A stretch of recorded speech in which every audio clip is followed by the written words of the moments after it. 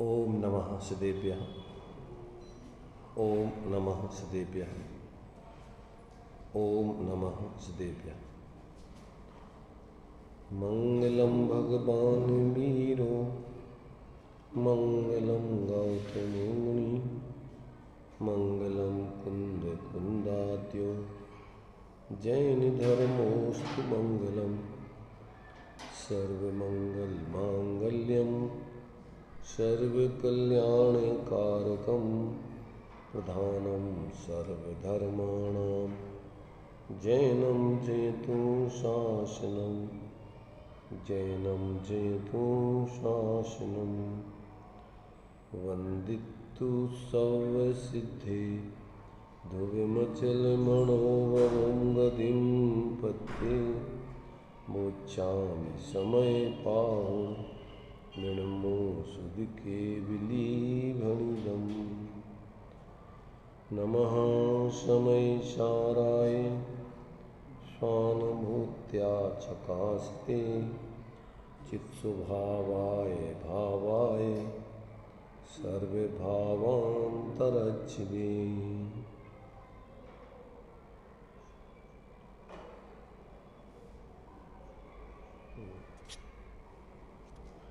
आश्रव अधिकार अपना प्रारंभ होता है। अब प्रथम टीकाकार कहते हैं कि अब आश्रव प्रवेश करता है। जैसे नृत्य मंच पर नृत्यकार स्वांग धारण करके प्रवेश करता है, उसी प्रकार यहाँ आश्रव का स्वांग है। उस स्वांग को यथार्थतया जानने वाला सम्यक ज्ञान है। सबसे पहले उसकी महिमा रूप मंगलाचरण किया जाता है। तो ये उस स्वांग को सम्यक प्रकार से जानने वाले सम्यक ज्ञान की पहले महिमा की जाती है। तो 113 नंबर का अपना जो है द्रुत विलंबित छंद है, इसको अपन पढ़ते हैं। अथ महामद निर्भर मंथिरम,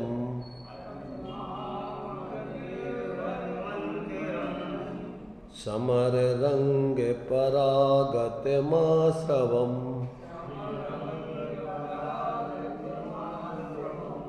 अयमुदार गभीर महोदयो,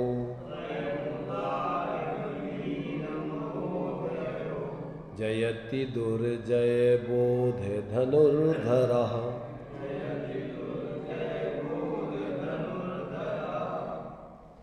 देखिए क्या कहते।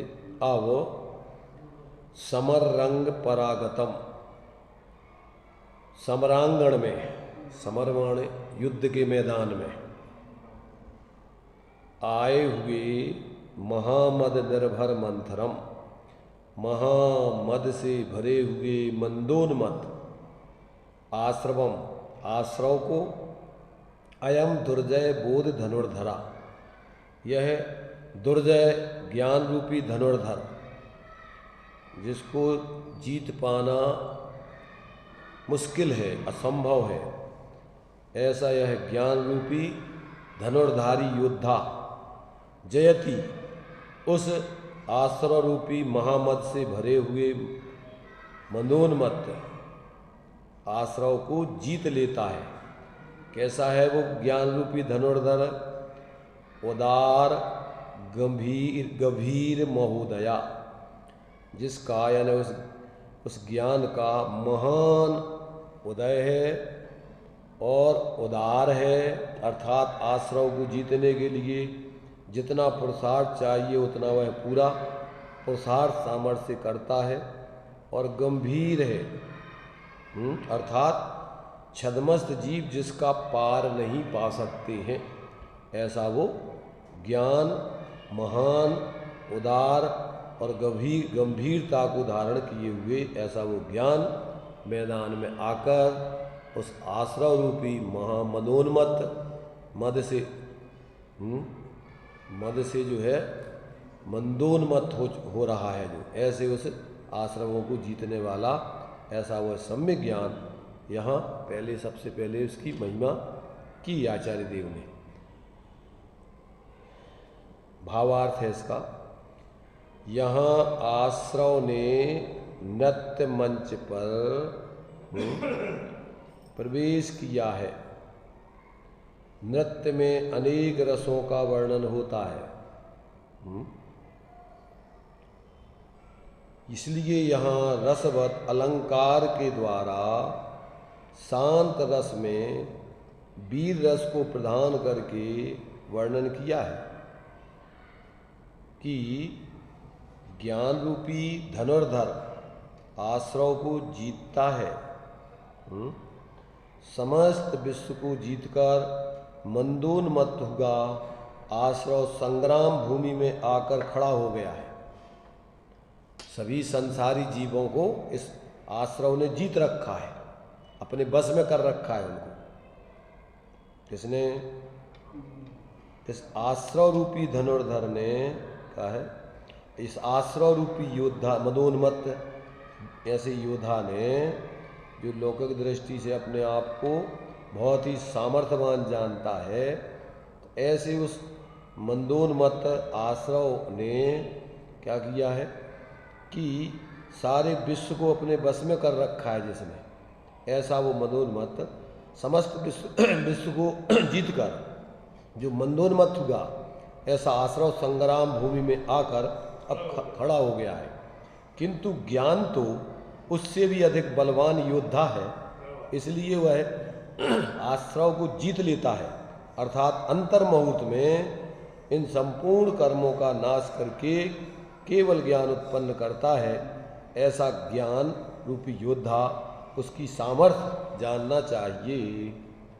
ऐसा यहाँ पर अब उस आश्रव के सामने ज्ञान रूपी योद्धा को खड़ा करके अब यहाँ पर युद्ध होता है, और युद्ध में उस आश्रव के लिए पराजित करके और रंगभूमि से निकाल दिया जाता है, और ज्ञान उस मैदान में विजय प्राप्त करके और अपने विश्व को अपने अधीन कर लेता है, अर्थात विश्व का ज्ञाता बन करके वो जीता है प्रभु। तो यहाँ पर देखिए आचार्य पंडित जयचंद जी छाबड़ा ने पहले मंगलाचरण के रूप में इस अधिकार का एक प्रकार से सारांश लिखा हुआ है, दोहा में उसको अपन पहले पढ़ते हैं। द्रव्याश्रव ते भिन्न हुए भावाश्रव करी नाश, भय सिद्ध परमात्मा नमूत नहीं सुख यास। क्या कह रहे देखिए इसमें, द्रव्याश्रव ते भिन्न हुए, द्रव्याश्रव से तो भेद विज्ञान करना है। क्या करना है उससे तो भेद विज्ञान करना है कि ये मेरा स्वरूप नहीं है, ये मुझसे अलग है। और भावाश्रव को नाश करना है। क्या करना है भावाश्रव को? भावाश्रव चूंकि आत्मा की ही स्वयं परिणति में होता है, तो उससे अकेला भेद विज्ञान से काम नहीं चलेगा। भेद विज्ञान भी करना है कि ये हमारा स्वरूप नहीं है, मूल स्वरूप नहीं है, ये दोष है, विकार है, और उसका नाश भी करना है। द्रव्याश्रव से तो भेद विज्ञान ही करके उससे अपन को अलग अपने को समझ लेना है, परंतु भावाश्रव से भेद विज्ञान भी करना है और उसका नाश करके और अपनी शुद्ध दशा प्रकट भी करना है। तो द्रव्याश्रव ते भिन्न हुए भावाश्रव करी नाश, भय सिद्ध परमात्मा नमूत नहीं सुख आस। जो इस प्रकार से द्रव्याश्रव से भिन्न होकर के भावाश्रव का नाश करके और जो सिद्ध भगवान हो चुके हैं आज तक, अनंत सिद्ध भगवान, ऐसे उन सिद्ध भगवानों को हम नमस्कार करते हैं। काय के लिए? सुख की प्राप्ति के लिए। नमूत नहीं सुख आस, बंदे तद्गुण लब्धे। जैसे उन्होंने अनंत सुख को प्राप्त किया है, ऐसे हम भी उन जैसे सुख को प्राप्त करने के लिए उनको स्मरण करते हैं, नमन करते हैं, उनके गुणों को चाहते हैं। ऐसा ये इस पूरे आश्रव अधिकार का सार इस दोहा में दे दिया। ये जयचंद जी छाबड़ा प्रारंभ में और अंत में 2 छंद लिखते हैं, उनमें पूरा उस अधिकार का सार गर्भित कर देते हैं। अब आश्रमों का स्वरूप क्रम से कहा जाता है। तो 164 165 नंबर की ये गाथाएं हैं, इनमें आश्रमों का स्वरूप बताया जाता है कि आश्रम का स्वरूप क्या है। पढ़ तो लिए पहले, भावार्थ पहले पढ़ा था, क्योंकि भावार्थ तो है वो छंद पढ़ा था संस्कृत का उसका, और ये दोहा अलग है। हाँ, इसका भावार्थ नहीं है। चलिए गाथा देखिए 164 165। मिच्छत्तम अविरमणम कसाय जोगाय सन्न सन्नादो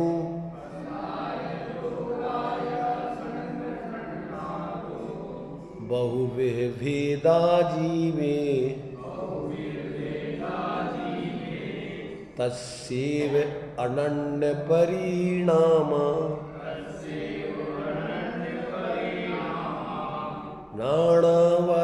नानावर्णादीयस्य ते दुःखमस्य कारणं होदि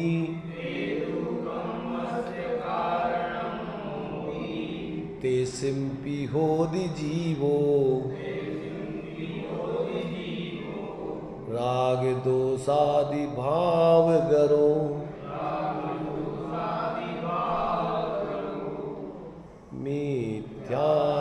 मिथ्यात्वव्यरत अरुकसाय योग संज्ञय संग है ये विविध वे जो जीव में जीव के अनन्य ही भाव है अरुवे ही ज्ञान भरण याद कर्म के कारण बने उनका विकार जीव बने जो राग द्वेषादिक करें।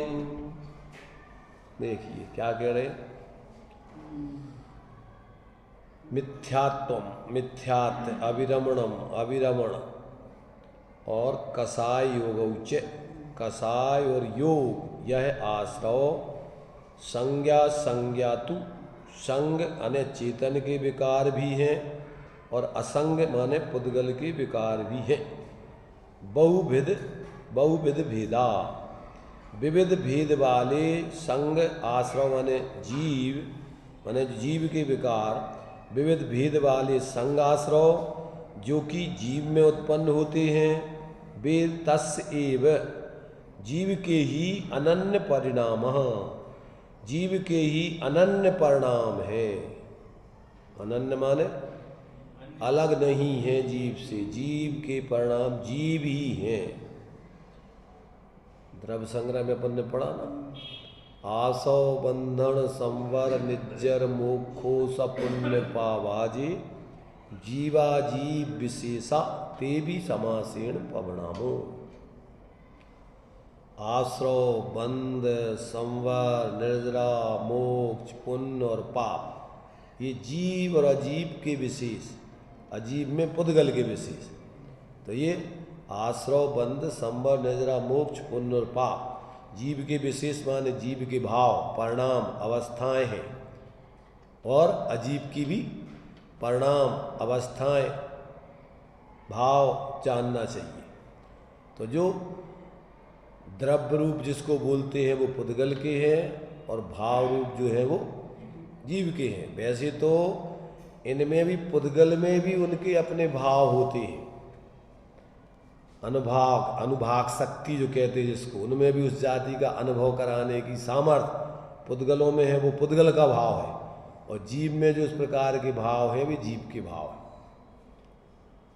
तो पुद्गल में भी मिथ्यात् रूप अनुभव कराने की सामर्थ्य, कसाय रूप अनुभव कराने की सामर्थ्य, इस प्रकार की उन पुद्गलों में भी ऐसी सामर्थ्य, सुख दुख आदि वेदन कराने की सामर्थ्य ऐसी उसमें इस प्रकार। जैसे चिरपरापन मिर्च है, गन्ने का मीठापन है, तो उनमें वो गन्ना और उसका मीठापन भाव, मिर्च और उसका चिरपरापन उसका भाव, तो जीव जब उसको ग्रहण करता है तो उसमें इस प्रकार का अनुभव होता है, चिरपरेपन का, मीठेपन का, तो वो पुद्गल का भाव है, जीव जानता है। अब जीव फिर उसमें मिथ्या कल्पना करता है कि मैंने खा लिया, ये अच्छा है, ये बुरा है, यही आश्रव भाव है। फिर विकारी परिणाम, फिर उसमें मिथ्यात आदि के भाव, ये नए आपके लिए कर्मों के बंध, आश्रव बंध का कारण है। जब अपन पुद्गलों में इस प्रकार भेद विज्ञान नहीं करके अज्ञान से, जब अपन उनमें ज्ञान नहीं करके उसमें भ्रम पैदा करते हैं, तो नए तरीके से फिर वे भाव आश्रव खड़े होते हैं और उसके निमित्त से फिर द्रव आश्रव आदि का बंध होता है। इस श्रृंखला चलती रहती है। तो देखिए क्या कह रही है, मिथ्यात अवरति कसाय योग, ये आश्रव चेतन के विकार भी हैं और पुद्गल के विकार भी हैं। कैसे हैं ये? बहुविध भेदा, विविध भेद संज्ञा वाले ये आश्रव जो जीव में उत्पन्न होते हैं, वे जीव के ही अनन्य परिणाम हैं, और असंग माने जो अजीब में उत्पन्न होते हैं वे ज्ञानावरणादि कर्म के कारण निमित्त, माने ये तो तुम्हारे जो है जो इस प्रकार के अनन्य परिणाम हैं, और असंग आश्रव अर्थात जो ज्ञानावरणादि कर्म के कारण निमित्त होते हैं, वो जो जीव के भाव है, और उनका भी असंग आश्रमों की भी कर्म बंध का निमित्त होने में फिर क्या होता है, राग देशादि भाव करा जीवा। जीव के क्या होते हैं? राग देशादि भाव करने वाला जीव कारण यानी निमित्त होता है। परस्पर में ऐसा एक दूसरे में इनकी निमित्त नैमित्तिक संबंध है, होते अपने अपने में है। जड़ चेतन की सब परिणति अपने अपने में होती है। अनुकूल प्रतिकूल जानना ये झूठी मन की जीव की वृत्ति है। यही इसके लिए संसार है, संसार का कारण है। देखिए इसमें टीका में विशेष खुलासा है। उस जीव में राग द्वेष और मोह यह आश्रव अपने परिणाम के कारण से होते हैं, इसलिए वे जड़ न होने से चिदाभास हैं, अर्थात जिसमें चैतन्य का आभास है, ऐसे जीव के ही चिद विकार जानना चाहिए। क्या जानना चाहिए? आत्मा के ही विशेष परिणाम जानना चाहिए। मिथ्यात अवरति कसाय और योग यह पुद्गल परिणाम ज्ञानावरणादि पुद्गल कर्म के आश्रवण के निमित्त होने से, क्या होने से? ये जो है मिथ्यात अवरति कसाय योग यह पुद्गल परिणाम रूप ज्ञानावरणादि पुद्गल कर्म के आश्रवण के निमित्त होने से वास्तव में आश्रव है। कौन?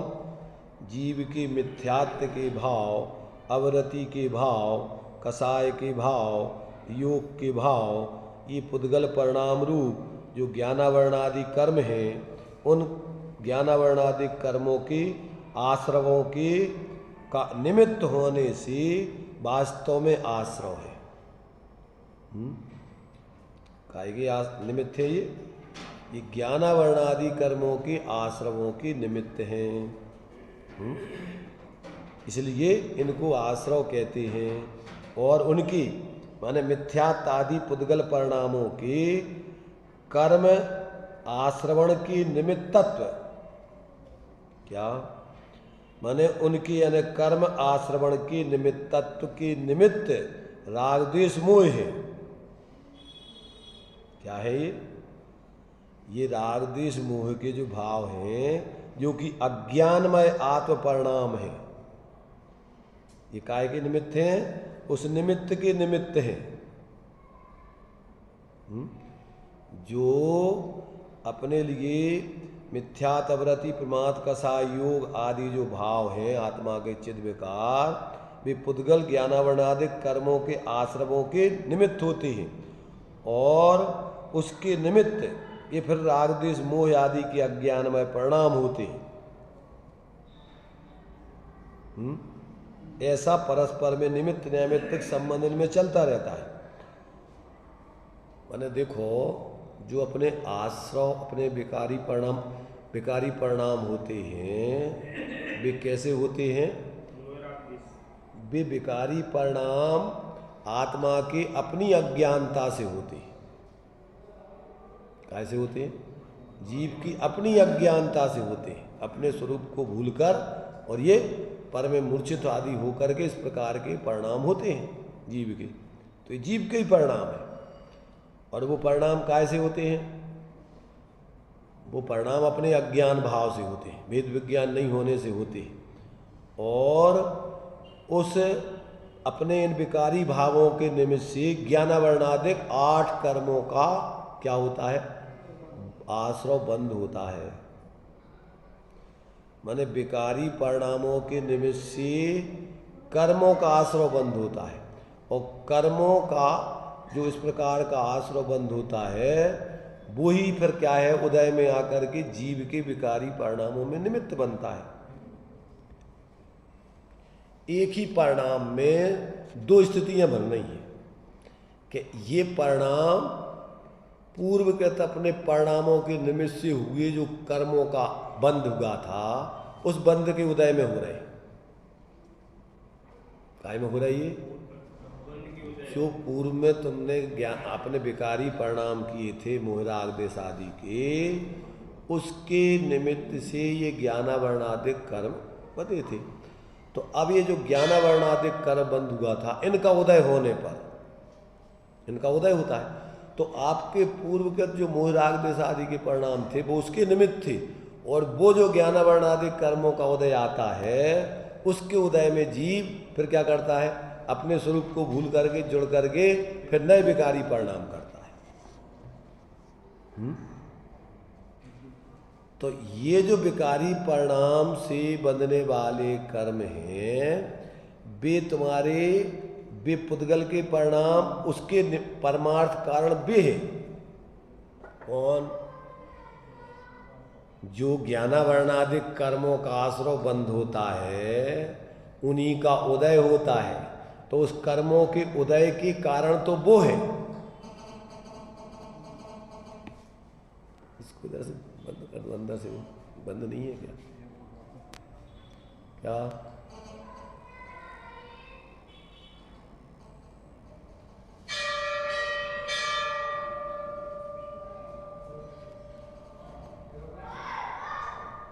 बंद नहीं है? चलो देखिए क्या कह रहे हैं।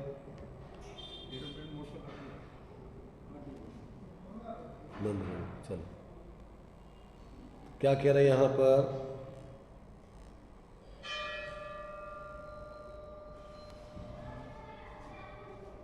ये जो आपके अज्ञानता रूप परिणाम होते हैं मिथ्यात्व आदि के, उस मिथ्यात्व आदि के परिणामों से ज्ञानावरणादिक आदि कर्मों का बंद होता है, और वो ही बंद फिर क्या है? समय पर उदय में आता है।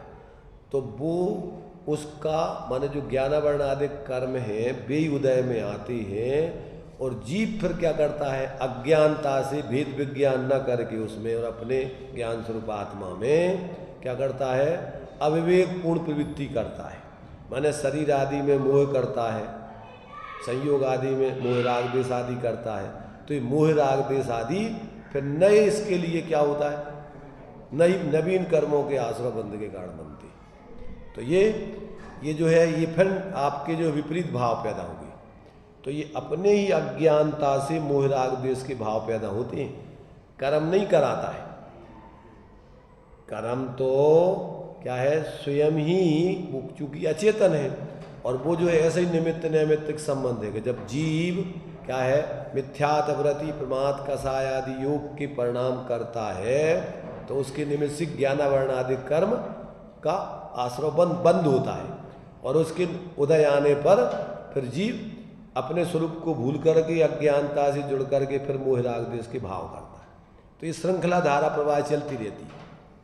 और जब जीव क्या करता है कि भेद विज्ञान करके इस शरीर आदि से और मोह राग देश आदि भावों से भेद विज्ञान करके अपने लिए ज्ञान स्वरूप अनुभव करके और उसकी अनुभूति प्रतीति करता है, उसमें नहीं जुड़ता है, तो फिर क्या होता है, आश्रमों का निरोध हो जाता है, बंध का निरोध हो जाता है। जो अपन पढ़ते 6 डाला में दिया, जिन पुण्य पाप नहीं कीना, आत्म अनुभव चित दीना, तिन ही विधि आवत रोके, संवर लय सुख अब लोके। माने यहाँ से उसके धर्म का मार्ग चालू होता है, जहाँ से जीव क्या करता है कि जिस पराश्रित परिणामों का अभाव करके स्वाश्रित परिणाम अपने ज्ञान स्वरूप आत्मा का अनुभव श्रद्धा ज्ञान लीनता करता है, बस वहाँ से इसका ये संवर चालू होता है। तो देखो इसमें पूरा खुलासा पहले पढ़ते हैं। उस जीव में राग द्वेष और मोह यह आश्रव अपने परिणाम के कारण से होते हैं, इसलिए वे जड़ न होने से चिदाभास है, अर्थात जिसमें चैतन्य का आभास है ऐसे वह चैतन्य के विकार हैं। मिथ्यात, अवरति, कसाय और योग यह पुद्गल परिणाम ज्ञानावरणादि पुद्गल कर्म के आश्रवण के निमित्त होने से, कौन, मिथ्यात, अवरति, प्रमाद, कसाय, योग, ये ज्ञानावरणादिक पुद्गल कर्म के आश्रवण के निमित्त होने से वास्तव में आश्रव है। उसमें गर्भित हो जाता, किसमें, कसा, अवरति कसाय में प्रमाद आ जाता है। प्रमाद के 15 भेद इस अवरति और कसाय में गर्भित है। तो निमित्त होने से वास्तव में आश्रव है, और उनके इनके जो मिथ्यात्व आदि पुद्गल परिणामों के कर्म आश्रवण के निमित्तत्व का के निमित्त राग द्वेष मोह है, जो कि अज्ञानमय आत्म परिणाम है। इसलिए मिथ्यात्व आदि पुद्गल परिणामों के आश्रवण के निमित्तत्व के निमित्तभूत होने से राग द्वेष मोह ही आश्रव हैं, और वे तो यानी राग द्वेष मोह अज्ञानी के ही होते हैं। यह अर्थ में से ही स्पष्ट होता है, यद्यपि गाथा में यह स्पष्ट शब्दों में नहीं कहा है, तथापि गाथा के ही अर्थ में से यह आशय निकलता है। क्या आशय निकलता है? ये मिथ्यात्व आदि के परिणाम अज्ञानी जीवों के होते हैं। किसके होते हैं? ये दिया ना। और वे तो यानी राग द्वेष मोह अज्ञानी के ही होते हैं, यह अर्थ में से ही स्पष्ट ज्ञात होता है। माने राग द्वेष मोह के परिणाम ज्ञानियों के नहीं होते, अज्ञानी जीवों के होते हैं ये भाव। माने जब तक उसको भेद विज्ञान नहीं होता है तब तक उसको ये मोह राग द्वेष के भाव होते रहते। देखो उसमें भावार्थ में इसका और विशेष खुलासा है। ज्ञानावरणादि कर्मों के आश्रवण का यानी आगमन का निमित्त कारण तो मिथ्यात आदि कर्म के उदय रूप पुद्गल परिणाम है। क्या कहा? ज्ञानावरणादि कर्मों के आश्रवण का आगमन का निमित्त कारण तो मिथ्यात आदि कर्म के उदय रूप पुद्गल परिणाम है, और इस परिणाम है, इसलिए वे वास्तव में आश्रव हैं, और उनके कर्माश्रवण के निमित्त भूत होने का निमित्त जीव के राग द्वेष मोह रूप अज्ञानमय परिणाम है। कौन से परिणाम है जीव के? मोह राग द्वेष आदि रूप अज्ञानमय परिणाम है। इसलिए राग द्वेष मोह ही आश्रव हैं। उन राग द्वेष मोह को चिद विकार भी कहा जाता है। वे राग द्वेष मोह जीव की अज्ञान अवस्था में ही होते हैं। देखो मोह राग द्वेष कौन करता है? जिसको भेद विज्ञान नहीं होता है, जो अपने को चेतन स्वरूप अनुभव नहीं करता है, वो ही शरीर आदि में एकत्व बुद्धि आदि करता है, पर पदार्थों में एकत्व मत आदि करता है। जिसको भेद विज्ञान होता है वो अपनी आत्मा में ही एकत्व मत करता है, वो पर में एकत्व मत करता ही नहीं है। अविरत सम्यक दृष्टि आदि भी पर में एकत्व मत आदि नहीं करता है। अस्थिरता जन्य जो भाव होते हैं कमजोरी बसात, उसमें भी भेद विज्ञान करता है वो कि ये वास्तव में अपना स्वरूप नहीं है, ये आश्रव भाव है। वो अपने लिए चेतन स्वरूप जानता है, मानता है और अपने स्वरूप में स्थिर रहता है, तो वो तो उसका करता है। ये आश्रव आदि का कर्ता वास्तव में अज्ञानी मिथ्या दृष्टि जीव बनता है। ज्ञानी जीव तो उसका ज्ञाता रहता है। ज्ञानी क्या करता है? ज्ञानी ज्ञान भाव करे, अज्ञानी अज्ञान और कर्म भाव पुद्गल करे, यह निश्चय सी जान, निश्चय कर जान। तो ज्ञानी कौन सी भाव करता है? ज्ञानी तो अपने ज्ञानमय भाव करता है। आता समझ में? ज्ञानमय भाव माने अपने को जानना, देखने रूप अनुभव करते हुए जीना, और अपन कुछ नहीं है, आत्मा ज्ञान स्वरूप है और ज्ञान के अलावा वो क्या कर सकता है? और कुछ करना धरना मानना, ये सब मोह भाव है, ये सब क्या है? अज्ञान भाव है, ये सब कर्म फल और कर्म फल चेतना रूप भाव है। ज्ञान के अलावा और कुछ करना धरना मानना, भोगना मानना, ये सब अज्ञानमय भाव है सब। क्यों? कि वास्तव में अन्य कुछ कर धर सकता नहीं जी, मानता है वो अज्ञान के भाव, मिथ्या दर्शन, मिथ्या ज्ञान, मिथ्याचार सब अज्ञान में गर्भित हो जाते हैं। कौन सी भाव चलते हैं? अविरत सम्यक दृष्टि के भी मिथ्याचारित नहीं होता, ध्यान रखना। मिथ्या मुनिराज भी है और मिथ्या दृष्टि है, 28 मूलों का पालन कर रहे, उनका मिथ्याचारित है। और अविरत सम्यक दृष्टि है, अभी उसने बाहर में त्याग आदि नहीं किया है, परंतु उसके मिथ्याचारित नहीं होता है। उसके कौन सा चारित्र होता है? उसकी तो अविरति होती है, असंयम तो होता है पर मिथ्याचारित नहीं होता है। मिथ्याचारित होता है मिथ्या दृष्टियों की। इसलिए उनके जीवन में अविरति जन आश्रव तो है, परंतु मिथ्याचारित जन आश्रव नहीं है। मिथ्याचारित जन आश्रव तो मिथ्यात और अनंतानबंदी कसाय पूर्वक होते हैं। उनसे चारित्र रहता है, वो तो है कि अभी अविरति है उनके, अभी चारित्र उनके नहीं है। हाँ, पर मिथ्याचारित नहीं है, अविरति है। अविरति माने अभी वो विरक्त नहीं हो पा रहा है, विरक्त होना चाह रहा है। भावना तो उनकी विरक्ति की है, पर अभी कमजोरी बसात क्या, देखो ऐसा समझो कि किसी व्यक्ति ने किसी व्यक्ति से ऋण लिया है, ठीक है ना? तो वो ऋण लेने वाला व्यक्ति उसका माने समय पर जितना कर्जा उसको देना है उसने कहा था, अब वो अभी नहीं दे पा रहा है। जितना शक्ति है उतना दे दिया और बाकी अभी कहता भैया आगे अभी नहीं चुका पा रहा, अब चुकाएंगे आगे। तो वो व्यक्ति ऋणी तो है परंतु बेईमान नहीं है। परंतु जो व्यक्ति क्या करता है कि सामने वाले व्यक्ति के पैसे देना नहीं चाहता है, समझ रहे? वो ऋणी भी है और बेईमान भी है, समझ रहे ना?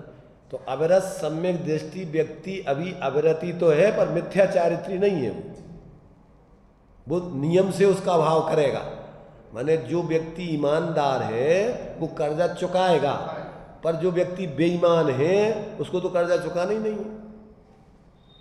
वो तो हमेशा ऋणी भी रहेगा और बेईमानी का भी माने उसको पाप लगता ही रहेगा। तो ऐसे ही जो अभी मिथ्या दृष्टि, भले ही बाहर में उनके पास क्या है, बहुत सारा क्या है, बाही व्रत है। जैसे किसी के पास करोड़ों रुपया हो और बेईमान है, तो क्या है वो, अपन उसको क्या बोलेंगे? पैसे वाला बोलेंगे कि बेईमान बोलेंगे? कर्जदार बेईमान, उसको धनी नहीं बोलेंगे। ऐसे ही बाहर में भले ही उनके पास बड़े बड़े महाव्रत हों, सब कुछ हो, परंतु वो क्या है, अभी वो मिथ्या दृष्टि मिथ्या चारित्री हैं, वे कोई चारित्रवान नहीं है। और अवरत सम्यक दृष्टि जीव अभी भले ही वो क्या है, बाही में व्रत आदि अभी ग्रहण नहीं कर पा रहा है, तो अभी वो वास्तव में क्या है, अविरति सम्यक दृष्टि मोक्ष मार्गी है। वो वास्तव में मिथ्या दृष्टि मिथ्या चारित्रवान नहीं है, अज्ञानी नहीं है। इसलिए ये सम्यक्त हो जाने के बाद अपनी शक्ति प्रमाण वो अनंतानुबंधी आदि आश्रमों से निर्वृत्त होकर के अब निरंतर उस अविरति की, माने देखो ईमानदार व्यक्ति तो निरंतर भावना और प्रयत्न करता है कि भैया इनका कर्जा कब चुकावे, एक पैसा सिर पे रखना नहीं चाहता कभी। जैसे उसकी अगर कदाचित ऐसा भी सोचो, जैसे मान लीजिए उसने कह दिया था कि हम 1 महीना में आपका पैसा दे देंगे, अब 1 महीना में वो पूरा पैसा नहीं कर पाया और वो आया लेने वाला, वो कहता दो भैया पैसा, तो वो कहता देखो भाई अभी हमारे पूरे पैसे तो आपके हो नहीं पाए हैं, पर ये आधे पैसा होगा ही, ये ले जाओ आप। और वो कहता है कि नहीं हम तो पूरे ही लेंगे इकट्ठे। देखो भैया अभी हमारे पास 50 आधे हो गए, तो आधे 50% आप पैसे ले लो, 50% हम दे देंगे। वो ऐसा नहीं है कि हम बेईमान क्या करेगा, वो कर्जदार व्यक्ति कहेगा तुम्हारे पास जितने हो उतने दे दो, वो कहेगा हम तो इकट्ठे चुकाएंगे तुम्हारे। अंतर समझ में आता कि नहीं? वो ईमानदार तो कहता भैया इतने तो ले ही जाओ तुम, हम किसी का कर्जा बिल्कुल भी सिर पर रखना नहीं चाहते, इतना तो कर्जा हम सिर पर उतार ही देना चाहते। शक्ति प्रमाण तो वो जो है वो तो दे ही देगा, और शक्ति नहीं है तो भैया हम तुम्हारा बिल्कुल एक एक पाई चुकाएंगे ब्याज से, आप चिंता मत करो, हम किसी का एक पैसा खाएंगे नहीं, हम कोई बेईमान आदमी नहीं है। सम्यक दृष्टि कैसा है, ईमानदार कर्जदार है, और मिथ्या दृष्टि बेईमान कर्जदार है। वो बहानेबाजी यदवा तदवा जो काम नहीं करना वो करता है। तो इस प्रकार से धर्म के नाम पर अज्ञानी व्यक्ति तो क्या है, सब कुछ पूरा का पूरा कर्जा उसके ऊपर है, कर्मों का एक भी आश्रव बंद नहीं रुकता उसका। बाहर में भले ही उसने महावेद धारण कर ले, खूब अध्ययन कर रहा है, 11 अंग 9 पूजा शास्त्र पढ़ लिए, पर जीवन में उसके शांति की गंध नहीं है, स्वाश्रय नहीं है बिल्कुल भी। इसलिए यहाँ पर कहते हैं कि ये जो है यहाँ जो मिथ्या दृष्टि जीव है वो ही वास्तव में क्या है, कर्मों का करता है। ज्ञानावरणादिक कर्मों के आश्रवण का आगमन का निमित्त कारण तो मिथ्यात्यादि कर्म के उदय रूप पुद्गल परिणाम है। कौन से?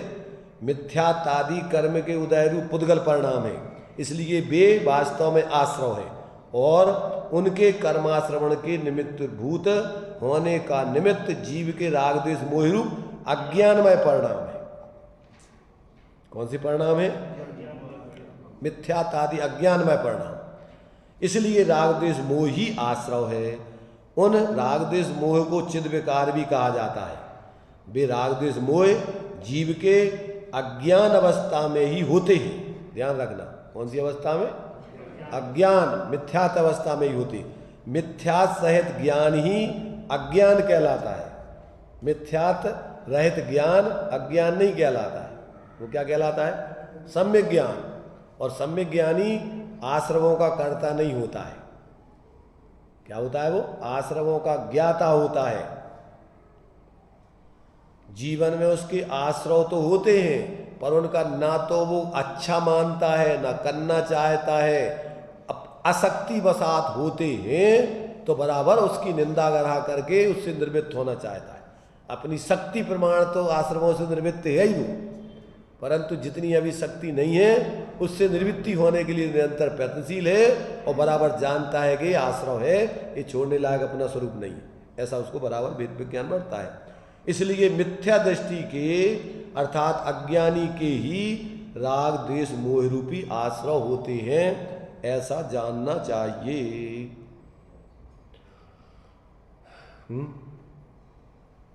थोड़ा समझने का अगर अपन प्रयत्न करें ना तो ये सब समझ में आ जाएगा।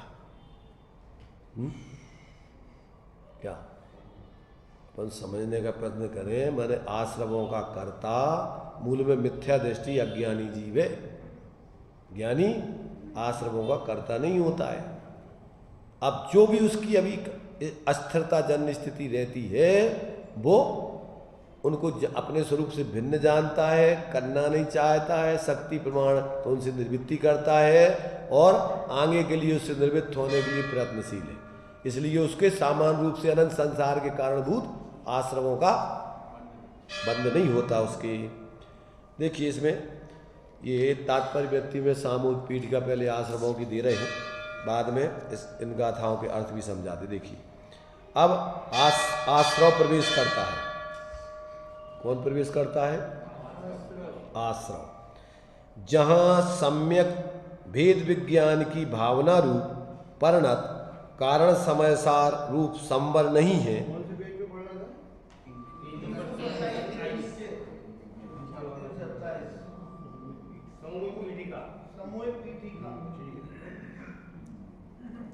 भेद विज्ञान की भावना रूप परिणत कारण समय सार रूप संबंध नहीं है। यहाँ कारण समय सार लेना सम्यक दर्शन ज्ञान चारित्र के परिणाम जो मोक्ष के कारण है उनको लेना है। यहाँ पर आत्मा का वो एक रूप स्वभाव वो कारण समय सार नहीं लेना, कार्य समय सार कारण समय सार। यहाँ पर तो मोक्ष मार्ग को कारण और मोक्ष को कार्य, यहाँ आश्रयभूत कारण नहीं ले रहे। यहाँ तो आश्रय से जो आंशिक भीतराग विज्ञानता रूप भाव प्रकट हो गए, जो अपन 6 डाला में पढ़ते हैं मोक्ष मार्ग प्रकाशक की मंगलाचरण में, 3 भुवन में सार भीतराग विज्ञानता शिव स्वरूप शिव कार। यहाँ शिव कार में सम्यक दर्शन ज्ञान चारित्र रूप आत्मा के परिणाम वो मोक्ष के कारण है। आंशिक भीतराग विज्ञानता कारण है और पूर्ण भीतराग विज्ञानता कार्य है। यहाँ पर वो कारण कार्य लेना है जिसके आश्रय से संवर निर्जरा प्रकट होते मोक्ष प्रकट होता है। यहाँ वो कारण एक रूप आत्मा, अभी वो कारण की बात नहीं चल रही। तो क्या कह रहे हैं यहाँ पर कि भेद विज्ञान की भावना रूप परिणत कारण समय सार रूप संवर जिसकी नहीं है वहाँ आश्रय होता है। इस प्रकार संवर के प्रतिपक्षी रूप से 17 गाथाओं पर्यंत आश्रव का व्याख्यान करते हैं। इस आश्रव अधिकार में कितनी गाथाएं चलेंगी? 17 गाथा पर्यंत संवर के प्रतिपक्षी आश्रव का स्वरूप यहाँ पर आगे इसके बारे में बताया जाएगा। आश्रव का व्याख्यान करते हैं। वहाँ प्रथम तो बीतराग सम्यक दृष्टि जीव के राग देश मोह रूप आश्रव नहीं होते हैं, ऐसा संक्षेप में संवर के व्याख्यान रूप मिच्छत्तम अविरमणम जो अभी अपन ने गाथाएं पढ़ी हैं इत्यादि 3 गाथाएं हैं। उसके बाद राग द्वेष मोह रूप आश्रवों का विशेष विवरण की मुख्यता से पुनः भावो रागादि जुदो इत्यादि 3 स्वतंत्र गाथाएं हैं। उसके बाद केवल ज्ञानादि व्यक्ति रूप कार्य समय सार का कारण रूप निश्चय रत्नत्रय परिणत सम्यक ज्ञानी जीव के रागादि भाव प्रत्यय के निषेध की मुख्यता से 24 इत्यादि 3 गाथाएं हैं। इसके बाद उसी ज्ञानी जीव के मिथ्यात्व आदि द्रव प्रत्ययों की सत्ता होने पर भी बीतराग चारित्र भावना के बल से रागादि भाव प्रत्यय के निषेध की मुख्यता से सभ्य पुण्यबद्धा इत्यादि 4 गाथाएं हैं। तत्पश्चात नवीन द्रव्य कर्म के आश्रव का कारण उदयागत द्रव प्रत्यय होते हैं। क्या कह रहे? नवीन द्रव्य कर्म के आश्रव का कारण उदयागत द्रव प्रत्यय होते हैं। क्या होते हैं? माने जो नवीन द्रव्य कर्म का आश्रय होगा तो उसमें उदयगत जो द्रव्य प्रत्यय हैं वे उसके कारण बनेंगे और उन द्रव्य प्रत्ययों के कारण क्या है? उन द्रव्य प्रत्ययों के कारण जीवगत रागादि भाव रूप भाव प्रत्यय है। उन उदयागत द्रव्य प्रत्ययों के कारण कौन है? उन उदयागत द्रव्य प्रत्ययों के कारण जीवगत रागादि भाव रूप भाव प्रत्यय है। इस प्रकार कारण व्याख्यान की मुख्यता से रागो दोषो इत्यादि 4 गाथा सूत्र कहे हैं। इस तरह समूह रूप से 17 गाथाओं से 5 स्थलों द्वारा आश्रव अधिकार की यह समुदाय पातनिका भूमिका या पीठिका जानना चाहिए। अब अभी जो 2 गाथाएं पढ़ी, अब उसकी तात्पर्य वृत्ति, उसका खुलासा चलता है। देखिए, अब द्रव्य आश्रव तथा भाव आश्रव का स्वरूप कहते हैं। मिच्छत्तम अविरमणम कसाय जोगाया सन्न सन्नादु। सन्न सन्ना इस पद में प्राकृत व्याकरण के अनुसार आकार का लोप हो गया है, जिससे सन्न असन्ना का सन्न सन्ना रूप हो गया है। क्या हो गया? यहाँ संगी सन्न असन्न माने चेतन अचेतन ऐसा आना चाहिए था, परंतु क्या है, ये यहाँ पर कहते प्राकृत व्याकरण के अनुसार आकार का लोप करके और ये यहाँ पर वाक्य बना दिया गया है। इसलिए सन्न असन्न की जगह सन्न सन्ना रूप उसका बन गया है। मिथ्यात, अवरति, प्रमाद, कसाय और योग हैं। वे कैसे हैं?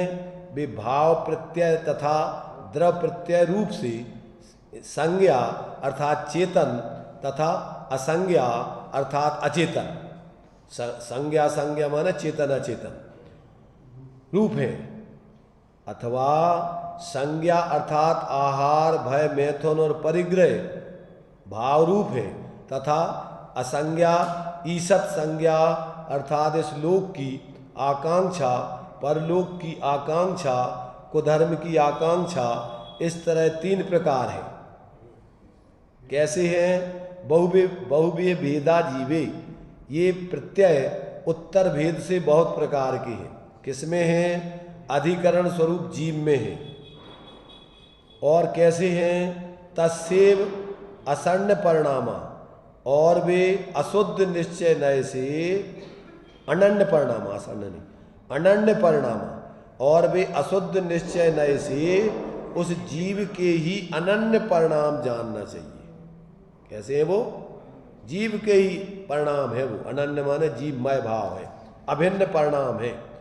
और नाना वर्णादीयस ते दू कम्मस कारणम होदी, और वे पूर्वोक्त द्रव प्रत्यय उदय में आते हुए निश्चय चारित्र के अविनाभावी वीतराग सम्यक्त का अभाव होने पर शुद्धात्म स्वरूप से गिरने वाले जीवों के ज्ञानावरण आदि 8 प्रकार के द्रव्य कर्माश्रव के कारणभूत होते हैं। तेसिम्पि होदी जीवो या राग दोषादि भाव करो, और उन द्रव्य प्रत्ययों का कारण राग द्वेषादि भाव प्रत्यय रूप परिणत जीव होता है। कैसा जीव कारण होता है?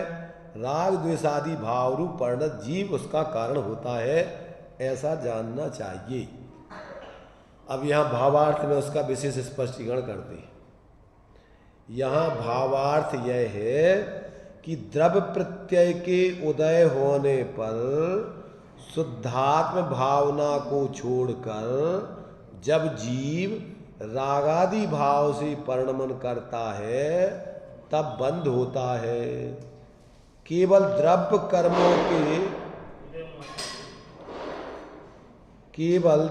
कर्मों के उदय मात्र से बंद नहीं होता है। यदि द्रव्य कर्म के उदय मात्र से बंद होता हो तब तो हमेशा संसार ही बना रहता है। क्या कह रहे? द्रव्य कर्मों के उदय मात्र से यदि बंद होता हो तब तो हमेशा संसार ही बना रहता, कभी जीव का मोक्ष नहीं होता। किस कारण से संसार बना रहता? क्योंकि संसारी जीवों के हमेशा ही कर्मोदय विद्यमान होता है। तो फिर द्रव्य कर्मोदय बंध का कारण नहीं है क्या? प्रश्न उठाया। तो फिर द्रव्य कर्मोदय बंध का कारण नहीं है। कर्मोदय बंध का कारण नहीं है, ऐसा नहीं है। तो कहते निर्विकल्प समाधि से भ्रष्ट जीवों के मोह सहित कर्मोदय व्यवहार से निमित्त है। क्या कह रहे, किनको कर्मोदय बंध का कारण निमित्त बनता है? कि जो निर्विकल्प समाधि से भ्रष्ट जीव हैं उन्हें मोह सहित कर्मोदय निमित्त व्यवहार से निमित्त कारण बनता है। परंतु निश्चय से अशुद्ध उपादान कारण रूप अपना रागादि अज्ञान भाव ही बंध का कारण जानना चाहिए। क्या समझ में आया? क्या समझ में आया? माने ऐसा समझो कि अपन अब किसी को दोष देने के अधिकारी नहीं है। कैसा भी कर्म का उदय हो, कुछ भी हो रहा हो, वो कर्म का उदय तुम्हारे लिए कोई बंद नहीं कराता, बेकारी परिणाम नहीं कराता। जब तुम ही अपने स्वरूप का ज्ञान न करके, अपने स्वरूप की स्थिरता आदि न करके और अपने स्वरूप से भ्रष्ट होकर और उनमें उनका निमित्त बना करके अपने परिणाम बिगाड़ो तो उस पर निमित्त बने का आरोप आ जाएगा। तो मूल में तो तुम स्वयं ही अपने विकारी परिणामों के करता हो, आश्रय बंध आदि के करता हो, दूसरा कोई दोषी नहीं है इसके लिए। तो अगर क्यों कि अगर ये कर्म आदि का ही अपन अगर देखते रहे कि भैया अब क्या करें कर्म का उदय, तो फिर जीव का कभी मोक्ष नहीं होगा। निरंतर कर्मोदय अगर पर बंध का कारण बने तो कर्मों का उदय तो निरंतर रहेगा और उसका कभी कल्याण हो ही नहीं सकता है। इसलिए यहाँ पर क्या करना चाहिए कि जीव को भेद विज्ञान करके और किसी भी बाह्य परिस्थिति को दोष आदि नहीं देकर अपने को अंदर में ज्ञान स्वरूप निर्णय करके उसका अवलंबन करके अपने स्वरूप का अनुभव करना चाहिए, पर लक्ष्य छोड़ना चाहिए। कोई भी परावलंबन का भाव, अभी अपन ने पुण्य पाप के भाव दोनों के दोनों पुण्य को भी पाप के रूप में बतलाया था। क्यों कि वो एक तो पराधीन भाव है, एक समाधि से अपने स्वभाव से च्युत कर देने वाला है, और ये सब बिना तत्व ज्ञान के मिथ्या दर्शन ज्ञान चारित्र रूप भाव है सब, चाहे पुण्य के भाव हो और चाहे पाप के भाव। बिना तत्व ज्ञान के सब मिथ्या अज्ञान कसाय रूप परिणाम होते हैं, इसलिए वो सब पाप ही है। ऐसे मिथ्यादृक ज्ञान चरण बस भ्रमत भरा दुख जन्म मरण ताते इनको तजिए सुजान। तो बिना तत्व ज्ञान के, आत्मज्ञान के कोई जीव सुखी नहीं हो सकता, हुआ नहीं होने की व्यवस्था नहीं। क्या करना? ताते जिनवर कथित तत्व अभ्यास करीजे, संशय विभ्रम मोह त्याग आपो लख लीजिए। ये ही एकमात्र सुखी होने का उपाय था, है, रहेगा। किन्हें? जीव मात्र के लिए। न इसमें जैन न अजैन, न निश्चय न व्यवहार, न 13 न 20, न स्त्री न पुरुष, इसमें कोई किसी प्रकार की शर्त यहाँ लागू नहीं होती। सबके लिए एक ही मार्ग है। कौन सा मार्ग है? एक होई त्रय काल में परमार्थ को पंथ, और साधे जो परमार्थ को वह व्यवहार समंत। जिस प्रकार के व्यवहार परिवर्तन से अपन को अपने इस ज्ञान स्वरूप आत्मा की सिद्धि हो जाए, वो व्यवहार ही तुम्हारे लिए कार्यकारी है और बाकी सब संसार में डुबोने वाला है। यहां पर कोई बहानेबाजी नहीं चलेगी, नहीं चलेगी। कोई भी तुम्हारी बहानेबाजी, माने जैसे अपन बहाने करते थे, भैया वो ऐसा है, वो ऐसा नहीं कर पाया, ऐसा नहीं, सब तुम्हारे लिए खुद को ही ठगने की बात है इसमें। इसलिए जैसे बने आचार्य कहते, मर पच करके भी अनादिकाल से राग आग दहे सदा ताते समामृत से ये चिर भजे विषय कसाय, अब तो त्याग निज पद बेये। कहाँ रचो पर पद में न तीरो, पद यह क्यों दुख सहे, अब दोल हो सुखी स्वपद रच, स्वपद रच, स्वपद रच माने, स्वपद रच माने क्या होता है?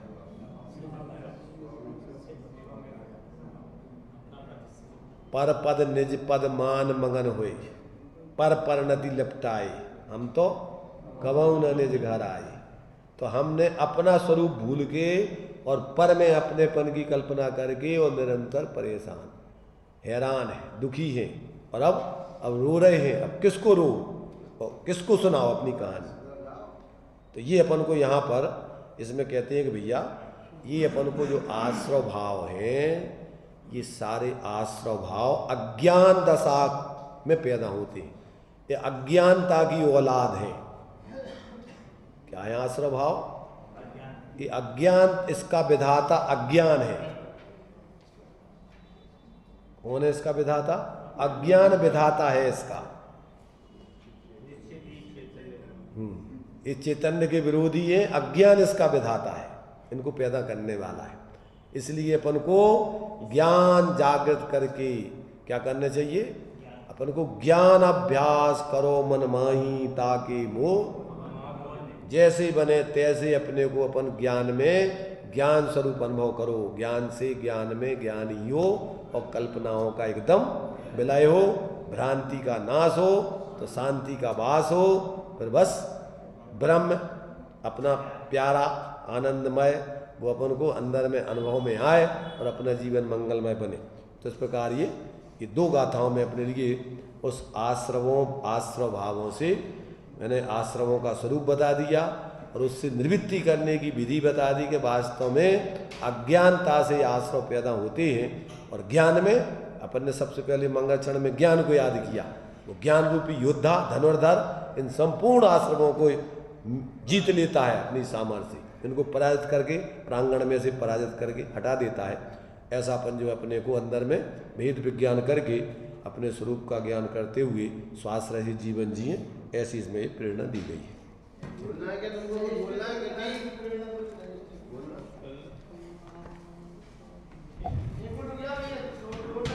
एक मिनट का बोलना है वो थोड़ा शरीर के बारे में, आप सुन के जाओ।